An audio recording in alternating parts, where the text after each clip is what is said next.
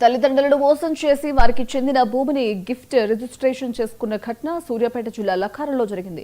బాడిస సత్యనారాయణకు రైతు బంధు డబ్బులు రావడం లేదని నమ్మించి చిన్న కొడుకు నాగేశ్వరరావు 2 ఎకరాల భూమిని తన పేరు మీద గిఫ్ట్ రిజిస్ట్రేషన్ చేసుకున్నాడు. ఇక ఈ మోసం విషయం తెలిసిన 3 రోజులకే తల్లి మృతి చెందింది. నాగేశ్వరరావు చేసుకున్న అక్రమ రిజిస్ట్రేషన్ రద్దు చేసి తమకు న్యాయం చేయాలని బాధితుడు అధికారులను కోరారు. ప్రస్తుతం ఈ ఘటన స్థానికంగా చర్చనీయాంశంగా మారింది. సారు ఇద్దరు కొడుకులు నాకు ఇద్దరు కొడుకులు అయితే 10 ఎకరాలు ఉంది భూమి. 10 ఎకరాలు ఉంటే చెరు ఒక 4 ఎకరాలు చేయించాను సారు.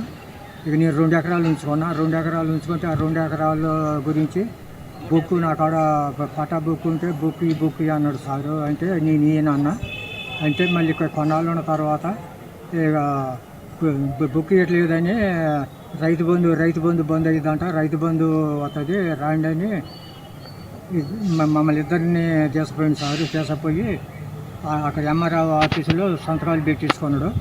మరి ఎంఆర్ఓగా కూడా ఆడికి పోతే ఏమిటికి వచ్చారో ఏంటి కూడా అడగలేదు. బయటనే కూర్చోబెట్టింది.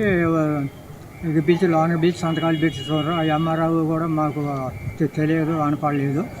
ఇక మరి వచ్చినాం సారు. మళ్ళీ వచ్చినాక మళ్ళీ ఒక వారం అయినాక మళ్ళీ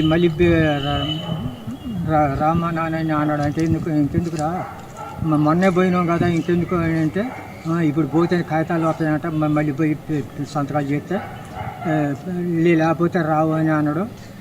అట్టంటే కొడితే కానీ మరి దాని గురించి నమ్మిపోయినాం సారు. మమ్మల్ని నమ్మకంలో మోసం చేసి సారు. అంత ఉన్నది కూడా చేయించుకున్నాడు సారు. నా భూమి నాకు కావాలి సార్. నా భూమి నాకు కావాలా, నాకు న్యాయం చేయాలా. ఇక నాకు అయింది ఒక నెల లోపల అయింది సారు. మాకు ఈ మధ్య చెప్పిండు సారు. నాకు కూడా తెలియలేదు. మా యామ చెప్పిండు. మా యామ చచ్చిపోయిన తర్వాత జనం అయిపోయిన తర్వాత మరి ఏంటి అంటే ఇక నేను ఉన్నది 2 ఎకరాలు చేయించుకున్నాను. నాన్న ఎట చేయించుకున్నవారంటే బొక్కులు ఆడకావడం